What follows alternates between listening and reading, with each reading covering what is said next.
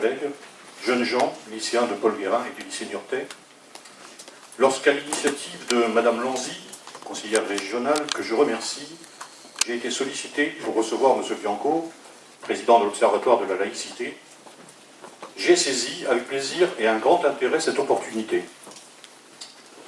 Avec plaisir, car c'est un plaisir et un honneur d'avoir l'occasion de vous recevoir, monsieur, au lycée Paul Guérin, cité scolaire de 1300 élèves, avec un lycée professionnel et un lycée général et technologique, qui ont pour spécificité de proposer des formations industrielles aussi bien que générales. Avec intérêt, puisque nous sommes dans l'année où les établissements ont pris possession de la charte de la laïcité à l'école, charte que monsieur le recteur a lui-même officiellement remis dans ce même établissement il n'y a pas si longtemps. Avec intérêt car, au moment où la situation difficile que connaît notre pays exacerbe l'individualisme, le repli sur soi, les réflexes communautaires, au moment où l'espace médiatique porte à notre connaissance des événements qui déstabilisent et questionnent notre modèle du vivre ensemble, au moment où les réseaux sociaux véhiculent le meilleur comme le pire à une vitesse déconcertante et nous interrogent.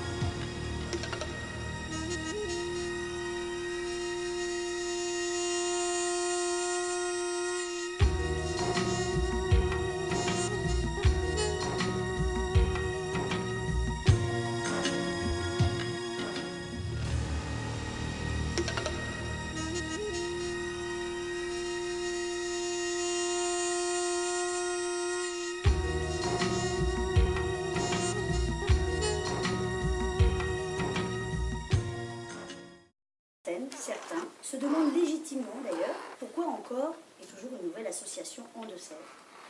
En fait, cette initiative, elle est née d'une conviction et d'un double constat. D'abord comme professeur d'histoire-géographie et d'éducation civique, mais aussi comme élu de terrain, il m'est aujourd'hui de plus en plus difficile d'expliquer les principes fondateurs de notre République, nos valeurs communes. Cette association se veut au service de la res publicae, au sens latin du terme, celui de la chose publique, et qui s'épanouit dans cette si belle idée qu'est la citoyenneté. La citoyenneté, c'est l'engagement pour un destin commun, l'adhésion durable des hommes dans le temps long de l'histoire, le débat de toutes et de tous sur ce qui fonde notre vivre ensemble.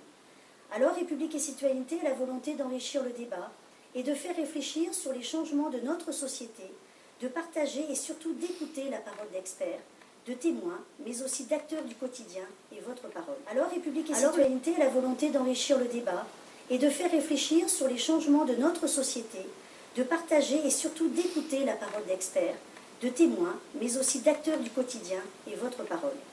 Alors le thème de la laïcité s'est imposé tout naturellement. Ce principe fondamental, cette valeur si précieuse, donc si fragile, a été si souvent déformé, maltraité.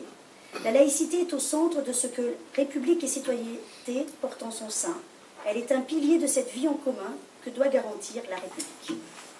Alors la laïcité d'Aristide Briand, à travers la loi de 1905, promeut la tolérance, rejette l'anticléricalisme et circonscrit le religieux à la sphère privée. Elle garantit la liberté de culte, de conscience. Elle ne stigmatise pas, elle respecte, elle protège, elle rassemble. Notre engagement, c'est justement celui de la lutte contre l'ignorance, l'intolérance, qui conduisent à la peur, à la haine de l'autre, au repli identitaire. Je n'oublie pas ce que disait Antonio Gramsci face à la peur de certains changements. Le vieux monde se meurt, le nouveau monde tarde à apparaître, et dans ce clair-obscur surgissent les monstres.